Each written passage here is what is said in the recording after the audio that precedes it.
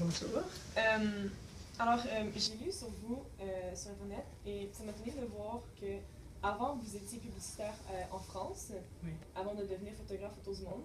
Fait que je voulais savoir qu'est-ce qui vous a poussé à faire un si grand changement. Bon, enfin, d'abord, je n'étais pas à ma place. Et c'est une question de valeur, justement. Euh, je, je travaillais avec des communicateurs. Et c'était à l'époque, tu sais, il y avait toutes les nouvelles technologies, les effets spéciaux qui commençaient. Alors, et je travaillais avec des gens, il faut le dire, qui étaient un peu snob, qui se croyaient, en tout cas, et qui se disaient facilement les meilleurs communicateurs au monde. On est à Paris, j'étais à Paris à l'époque. Euh, et, euh, et moi, je voyageais et je continuais à découvrir le monde. J'étais curieuse de savoir avec qui je partageais l'humanité.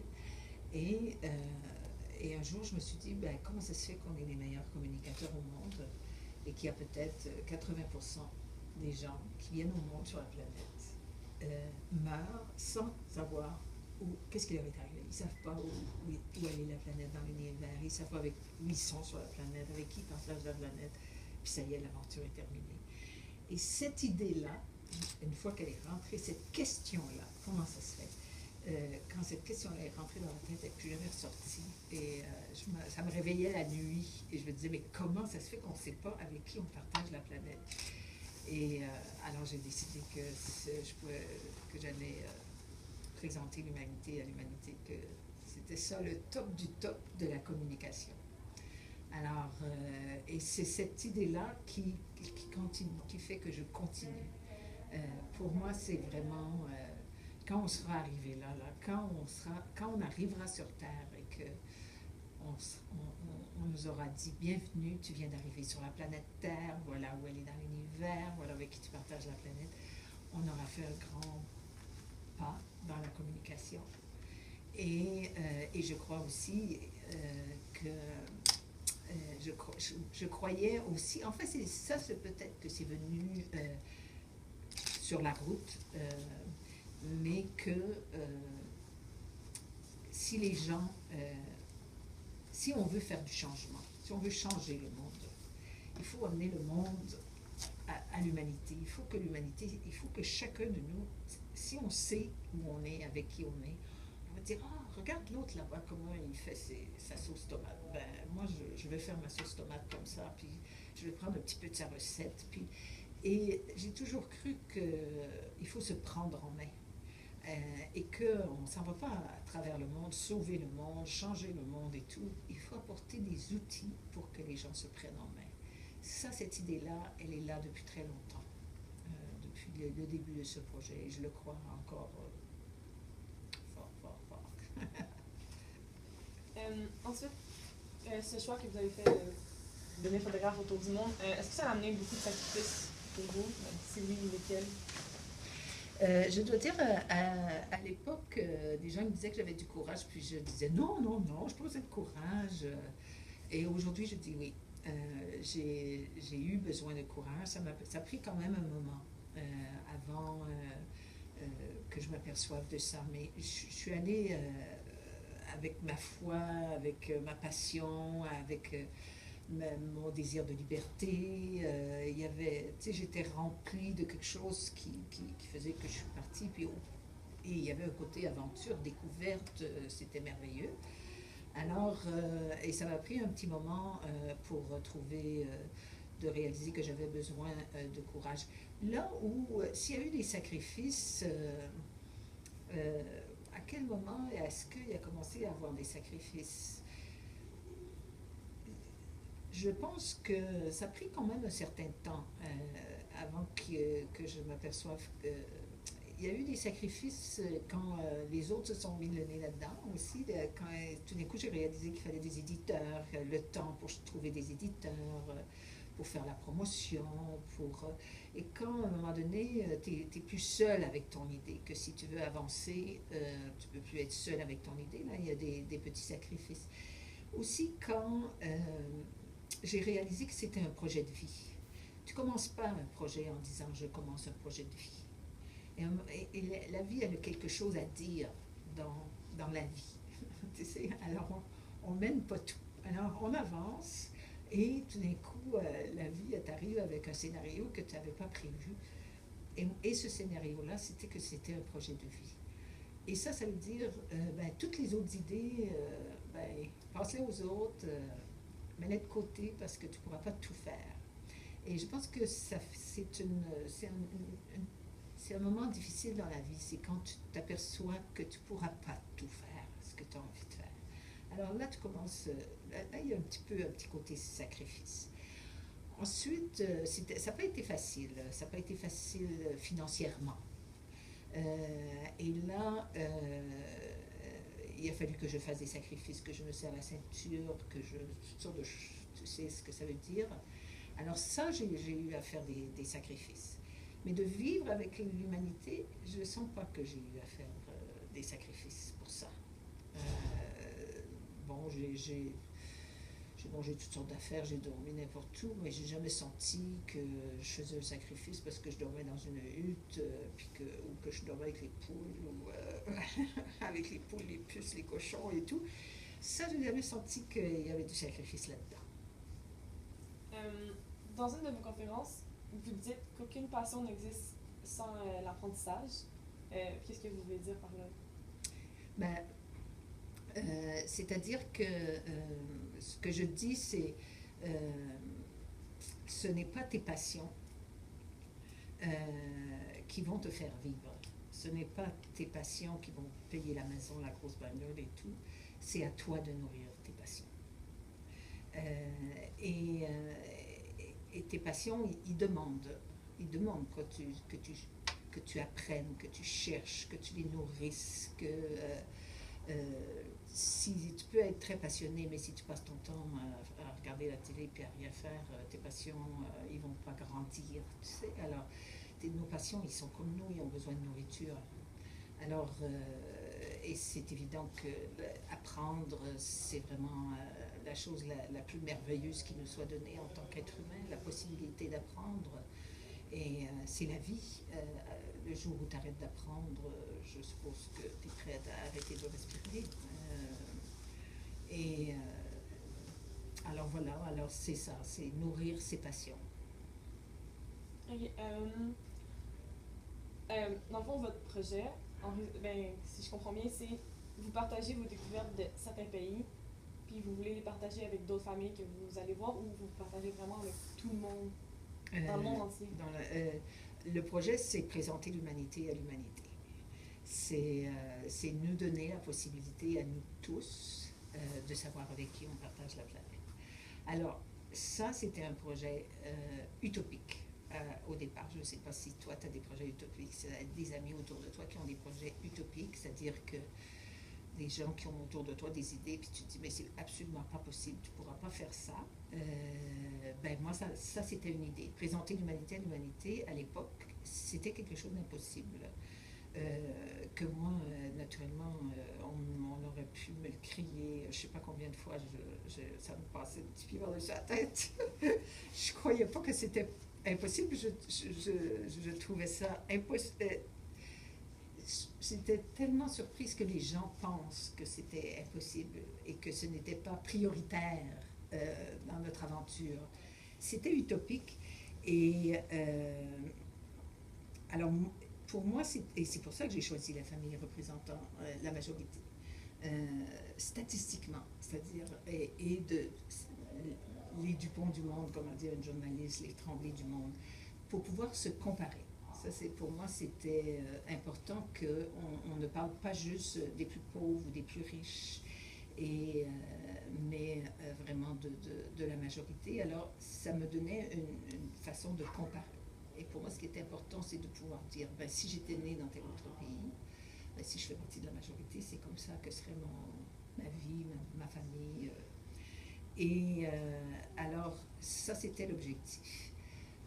Au départ, je voulais présenter l'idée que j'ai retrouvée dans mes boîtes en déménageant dernièrement, que j'avais complètement oubliée, c'est qu'au début, je voulais présenter l'humanité en lettres alphabétiques, comme le dictionnaire des familles du monde. Je voulais vraiment, je le voyais comme un dictionnaire où tu vas dans ABC, puis tu regardes les familles, mais je voulais laisser tomber les frontières.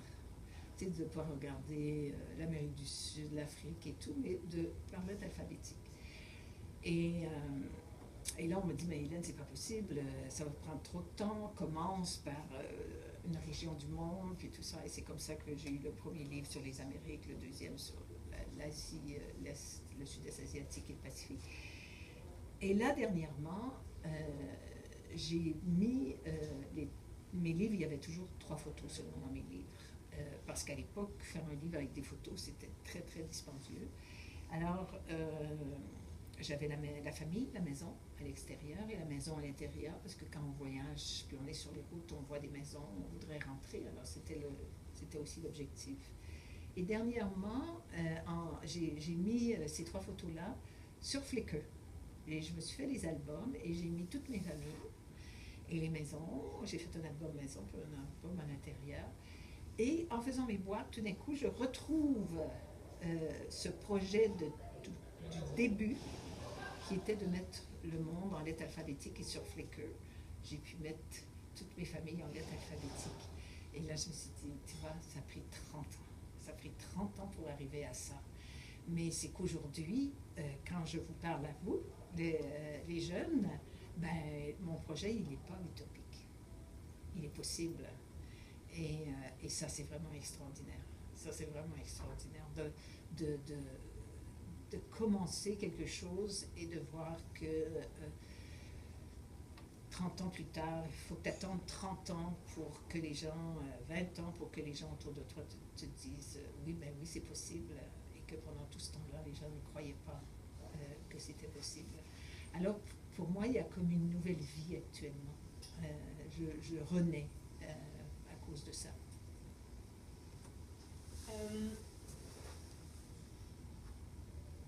Est-ce que de commencer de faire ce projet-là, ça vous a changé? Est-ce que vous êtes devenu comme une nouvelle personne avec un changement de vision du monde ou de vos valeurs, changement de valeurs? Certainement. Des fois, quand on me connaît, si on me connaît depuis que je suis enfant, on dirait waouh, c'est surprenant.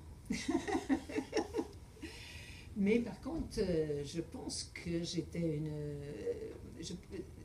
en pensant aux valeurs, je pense qu'on a des valeurs, on vient au monde avec certaines valeurs. Par exemple, la générosité, tu prends des petits bébés, tu vas avoir un petit bébé qui va partager tous ses jouets, puis l'autre bébé, il ne voudra même pas que quelqu'un touche à ses jouets. Il y a des valeurs innées. Alors moi, naturellement, il y avait là-dedans, il y avait la liberté, il y avait le goût de la beauté. Alors je revendique qu'il faut regarder la beauté dans le monde. Alors ça, je l'avais en moi et ça nourrit mon regard.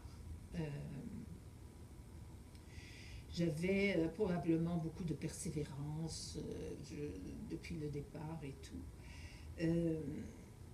Mais je pense que j'ai beaucoup appris sur le non-jugement, sur les préjugés. Je pense que j'ai été élevée dans un milieu rempli de préjugés, beaucoup.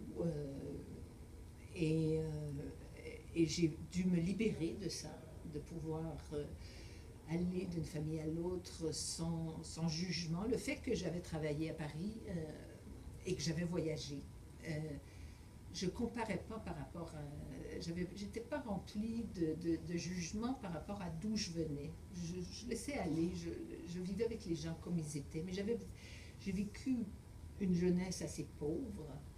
Alors, j'étais habituée à la pauvreté. Je viens d'Abitibi, je viens du fond des rangs, où il n'y avait pas d'électricité, il y avait l'eau du puits, les latrines dans la cour, j'ai connu ça aussi chez la grand-mère. Alors, j'étais prête à aller voir le monde et dormir sur la nappe, puis tout. J'avais aucun problème avec la vie matérielle du monde. Par contre, de partir comme ça et la tolérance, le non-jugement, je pense que je pourrais dire que quelque part, il y avait de l'intolérance en moi. Moi, la bêtise humaine, je ne suis pas capable. J'ai pas de la misère avec ça. Et alors, j'ai encore de la misère avec la bêtise humaine et on la retrouve partout. Alors, tu peux la retrouver facilement dans les familles, la bêtise humaine. Tu peux la retrouver dans la façon dont les parents agissent avec leurs enfants. Quand je suis dans une famille où je vois des parents qui montrent de la préférence pour un enfant, j'ai envie de crier. Je peux rien dire. Alors j'ai appris à une certaine tolérance, mais à un certain juste une acceptation que je ne peux pas changer le monde toute seule. Alors il y a une certaine patience qui s'est installée dans mon impatience à cause de ça, je pense. Que ça, c'est une des valeurs. L'ouverture d'esprit, le silence, aussi une certaine spiritualité que j'ai développée juste à regarder l'humanité. J'ai voyagé seule, alors beaucoup de solitude dans ma vie, beaucoup de silence, beaucoup de réflexion. Alors, ça m'a appris... enfin, je ne sais pas si je suis née comme ça, mais je suis devenue une observatrice. Alors, je vois, je sens les gens, je regarde et je laisse beaucoup parler. Je ne sais pas si c'est de l'intuition, mais c'est pas mon jugement. Je regarde, je vois, je rentre dans une famille, ça prend 10 minutes, je sais qu'est-ce qui se passe. Tu sais, c'est quelque chose, la famille. Hein? Ça peut être beau, mais c'est pas toujours très beau non plus. Les relations entre frères et sœurs, une chose dont on ne parle, je trouve qu'on parle très peu. On parle beaucoup des parents, de l'éducation des parents, mais je trouve qu'on parle très peu de l'influence des frères et des sœurs sur soi, qui peuvent aussi bien t'aider que te détruire aussi par des mots. Alors c'est très par le jeu de pouvoir, c'est vraiment la famille, c'est le lieu idéal pour observer le pouvoir. Si tu aimes la politique, ça commence en famille. Pourquoi avez-vous décidé de passer seulement une semaine dans les familles? Comment vous avez conclu que c'était suffisant d'être seulement une semaine? Ben, c'est-à-dire qu'il y avait, c'est pas une semaine dans le pays, mais dans la famille. Parce que quand j'arrive dans un pays, je passe une semaine dans la capitale à aller voir les spécialistes. D'abord, j'ai été reçue j'ai eu l'aide des Nations Unies, alors j'ai toujours un contact. Et je dois aller voir les spécialistes pour qu'ils me parlent de leur pays, puis c'est quoi la majorité, puis dans quelle région je devrais aller, puis qu'est-ce que je devrais chercher, puis le travail, le salaire minimum, le niveau d'éducation, est-ce que c'est rural, est-ce que c'est urbain. Et là, après discussion, tout le monde se met d'accord que je devrais aller à l'est du pays, peut-être. Alors là, dans quelle ville je devrais m'arrêter pour... Et là, on me met en contact avec quelqu'un. Et là, on discute.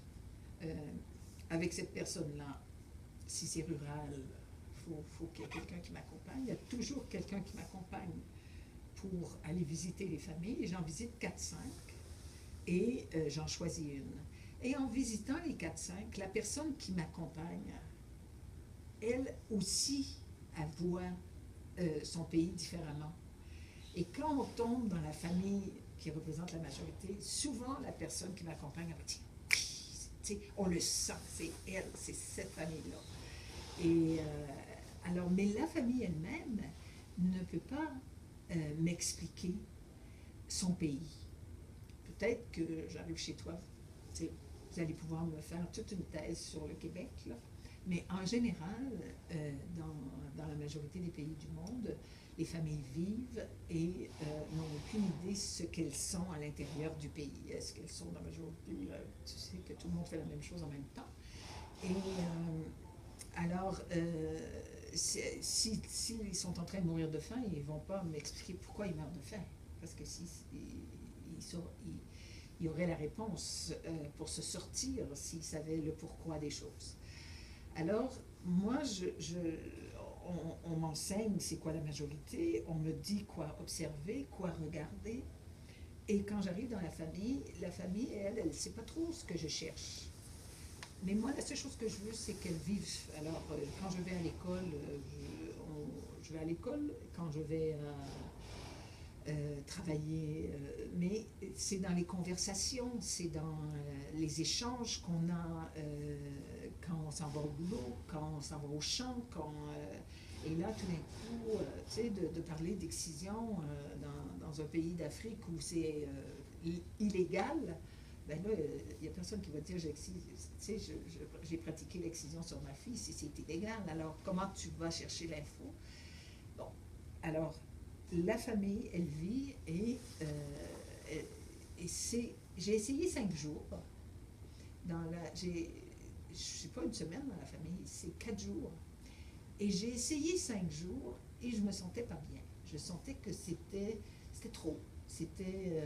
Et je savais pas pourquoi, mais il y avait un malaise après, au 5e jour. Alors j'ai décidé de me limiter à 4 jours. Et, et c'est chez les... je me waspe. Quand je me rire, je dis, ben, c'est comme la belle-mère. Faut savoir s'en aller. Mais c'est les Bédouins, chez les Arabes, qui, eux, l'hospitalité, c'est 3 jours. Et ils disent qu'après 3 jours, un invité, c'est comme un fromage. Ça commence à sentir mauvais. Et quand j'ai appris ça, je me suis dit, ah, tu vois, moi, je l'ai fait instinctivement, mais je ne pouvais pas le faire en 3 jours. Mais ça m'est arrivé... je pense déjà en Éthiopie, je ne suis pas restée dormir une 3e nuit. Il y avait tellement de puces que j'étais en train de devenir folle. Je ne pouvais pas. Quand ça a été le temps de me coucher, je ne savais pas où j'allais dormir. Puis, alors, quand c'était le temps de me coucher, le monsieur, le papa, il sort de la cuisine et tout d'un coup, il revient avec du foin. Et il met le foin pas un coin de la cuisine, parce que la cuisine était ronde. Il met le foin, et puis par-dessus, il met une peau de vache, puis il dit, voilà ton lit. Mais c'était super confortable, excepté qu'il y avait tellement de puces dans la peau de vache que... mais les puces d'Éthiopie sont renommées pour être les plus mangeuses puces du monde. Et alors,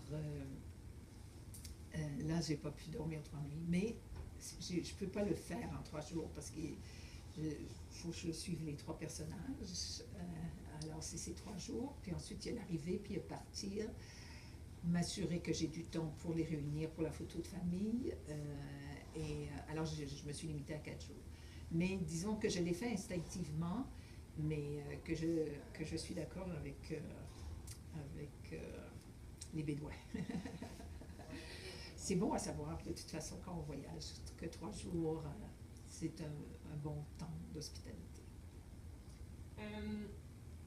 Comment vous croyez que vous participez à changer le monde?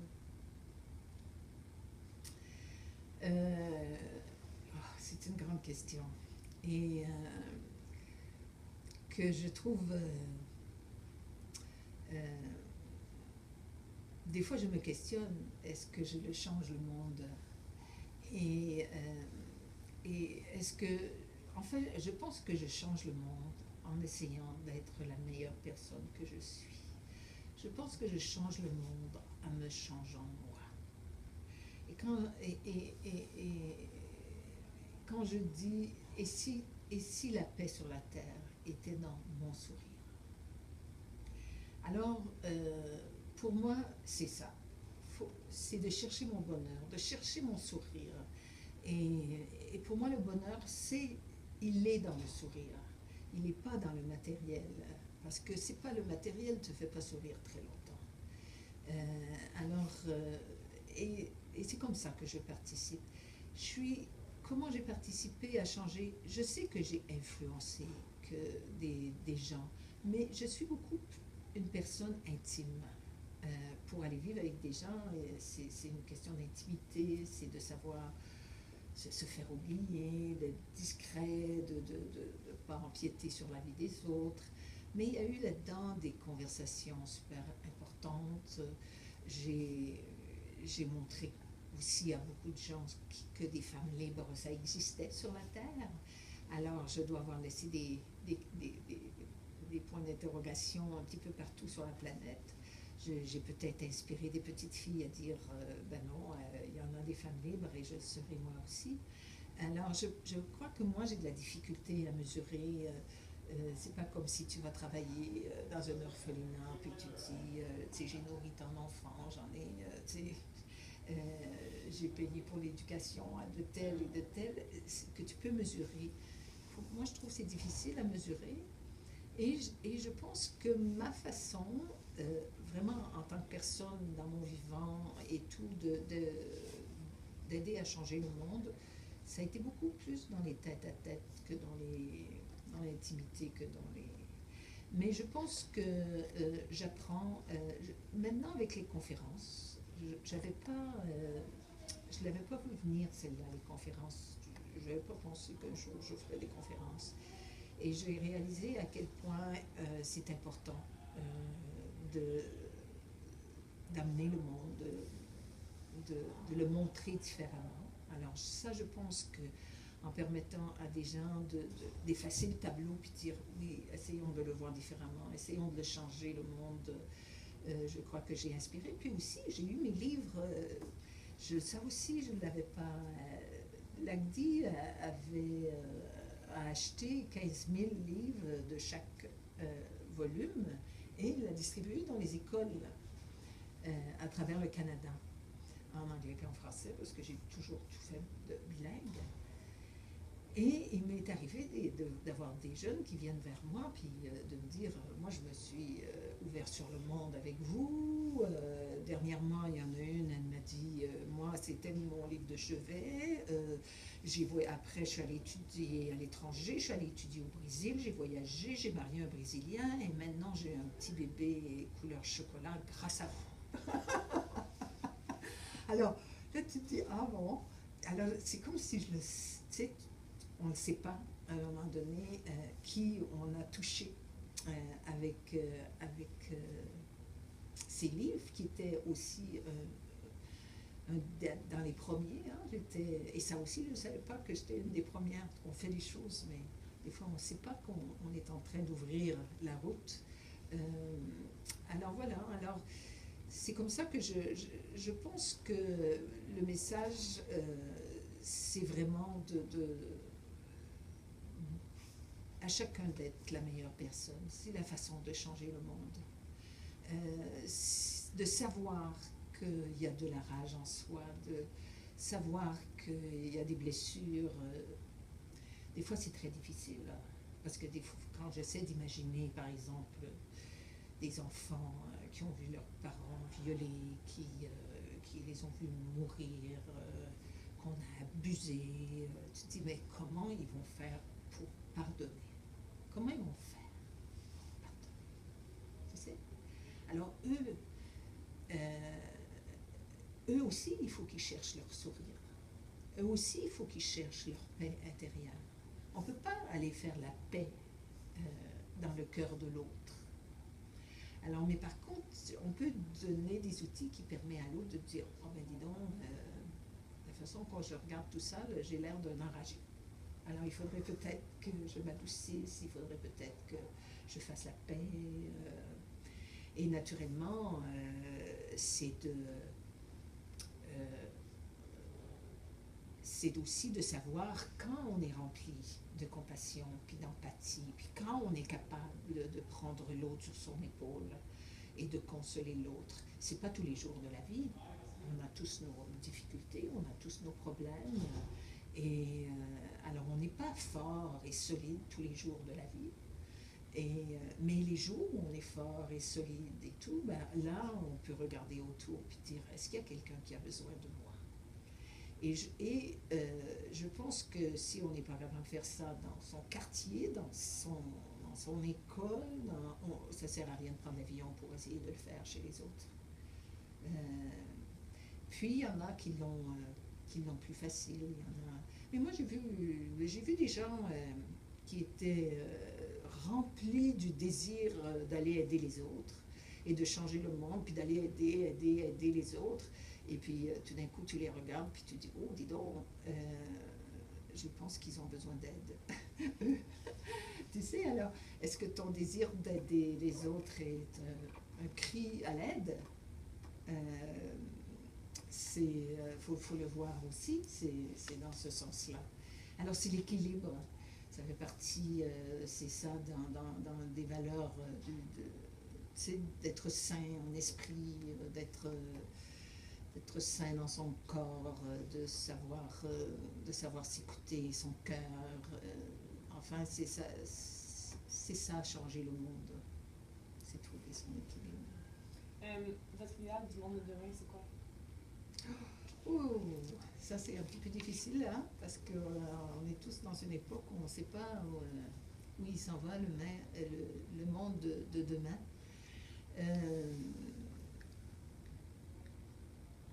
J'ai toujours un peu rêvé de monde sans frontières. Par contre, bon, le monde il est ce qu'il est, alors maintenant il faut comme un peu faire avec. C'est comme aujourd'hui on nous dit prenez pas vos voitures, mais avec toutes les grandes banlieues qu'on nous a fait, on est pris au piège. On est pris au piège du monde dans lequel on vit. Et alors, je pense que j'aimerais ça rêver de leaders visionnaires et justes. Pour moi, je pense que pour qu'il y ait justice, il faut être visionnaire. Il faut avoir de la vision. Même quand tu fais des enfants, il faut avoir de la vision. Même aujourd'hui, au niveau des statistiques, une famille qui a 3 enfants, même dans les milieux, pas entièrement, dans notre milieu à nous, les familles qui ont 3 enfants, le 3e a beaucoup moins de chances d'aller à l'université. Parce que quand tu es rendu au 3e, puis que c'est rendu au temps le 3e d'aller à l'université, les parents ils sont rendus. Et puis moi, tu comprends? Et moi? Là, tout d'un coup, il y en aura le bol de payer, puis là, ils veulent s'en donner. Là, ils se retrouvent à un âge où ils se disent, bon, ben maintenant, il faudrait que je m'en donne, mais là, tu es rendu avec le 3e. Avoir de la vision quand tu fais des enfants, avoir de la vision quand tu deviens un leader. Pour avoir de la justice, il faut avoir de la vision.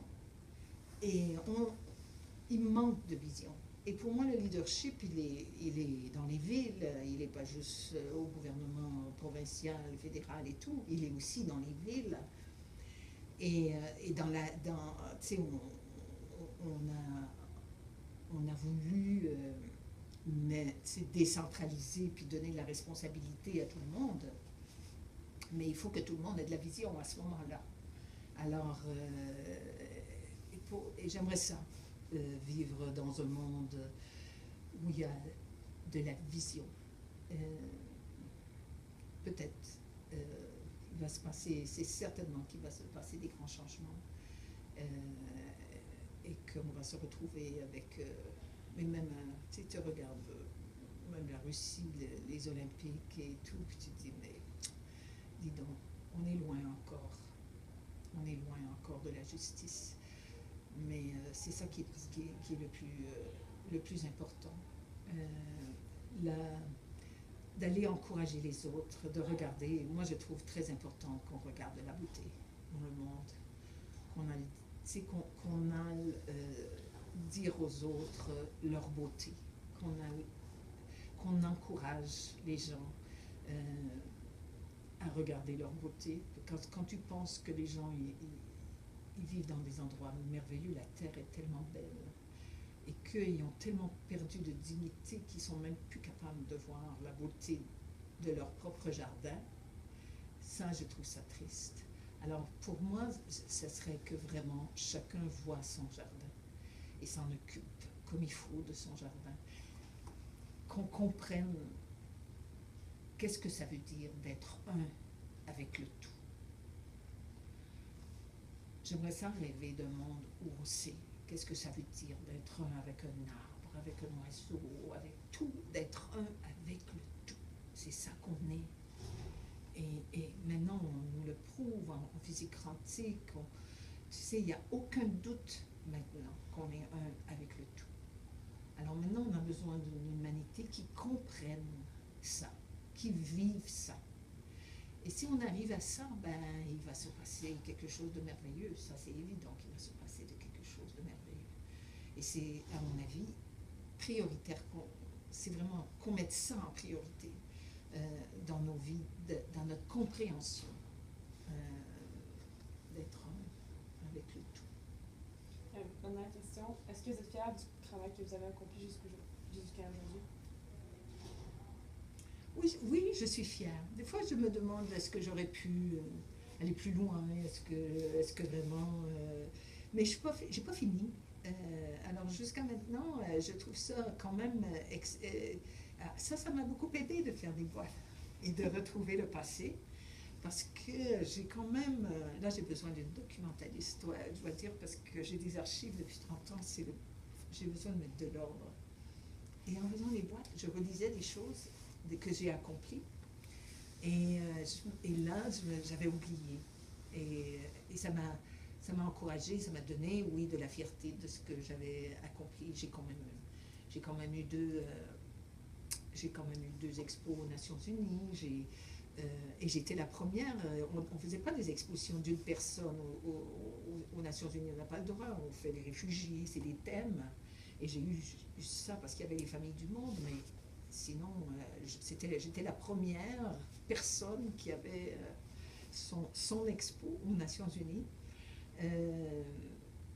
J'étais la première à qui, et ça j'avais oublié ça, j'ai retrouvé ça dans mes notes, dans mes rapports, j'étais la première étrangère à qui la Chine a donné la permission d'aller vivre dans les familles à l'extérieur de Pékin.